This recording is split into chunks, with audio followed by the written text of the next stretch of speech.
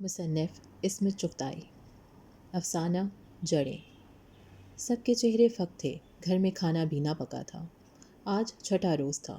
بچے اسکول چھوڑے گھروں میں بیٹھے اپنی اور سارے گھر والوں کی زندگی بوال کیے دے رہے تھے۔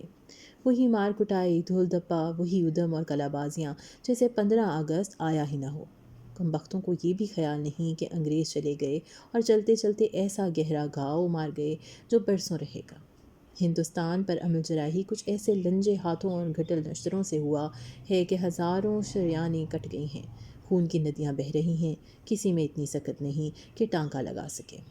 کوئی اور معمولی دن ہوتا تو کم بختوں سے کہا جاتا باہر کالا منہ کر کے غدر مچاؤ، لیکن چند روز سے شہر کی فضا ایسی غلیظ ہو رہی تھی کہ شہر کے سارے مسلمان ایک طرح سے نظر بند بیٹھے تھے۔ گھروں میں تالے پڑے تھے اور باہر پولیس کا پہرا تھا، لہٰذا کلیجے کے ٹکڑوں کو سینوں پر کودوں دلنے کے لیے چھوڑ دیا گیا۔ ویسے سول لائنز میں امن ہی تھا، جیسا کہ عام طور پر رہتا ہے۔ یہ تو گندگی وہیں زیادہ اچھلتی ہے جہاں 6 بچے ہوتے ہیں، جہاں غربت ہوتی ہے، وہیں جہالت کے گھوڑے پر نام نہاد مذہب کے ڈھیر بجاتے ہیں، اور یہ ڈھیر کریدے جا چکے تھے۔ اوپر سے پنجاب سے آنے والوں کی دن بدن بڑھتی ہوئی تعداد اقلیت کے دل میں دہشت بٹھا رہی تھی۔ غلاظت کے ڈھیر تیزی سے کریدے جا رہے تھے۔ عفونت رینگتی رینگتی صاف ستھری سڑکوں پر پہنچ چکی تھی۔ 2-4 جگہ تو کھلم کھلا مظاہرے بھی ہوئے، لیکن مارواڑ کی ریاستوں کے ہندو مسلمان کی اس قدر ملتی جلتی معاشرت ہے کہ انہیں نام، صورت یا لباس سے بھی باہر والے مشکل سے پہچان سکتے ہیں۔ باہر والے اقلیت کے لوگ جو آسانی سے پہچانے جا سکتے تھے، وہ تو 15 اگست کی بو پا کر ہی پاکستان کی حدود میں کھسک گئے تھے۔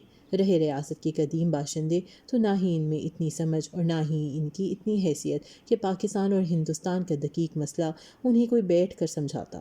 جنہیں سمجھنا تھا وہ سمجھ چکے تھے اور وہ محفوظ ہو چکے تھے۔ باقی جو سن کر گئے تھے کہ 4 سیر کا گیہوں اور 4 آنے کا ہاتھ بھر لمبی نان پاؤ ملتی ہے، وہ لوٹ رہے تھے، کیونکہ وہاں جا کر انہیں یہ بھی پتہ چلا کہ 4 سیر کا گیہوں خریدنے کے لیے 1 روپیہ کی بھی ضرورت ہوتی ہے، اور ہاتھ بھر لمبی نان پاؤ کے لیے پوری چونی دینا پڑتی ہے، اور یہ روپیہ اٹھنیاں نہ ہی کسی دکان پر ملیں اور نہ کھیتوں میں اگیں۔ انہیں حاصل کرنا اتنا ہی مشکل ہے جتنا زندہ رہنے کی تگ و دو۔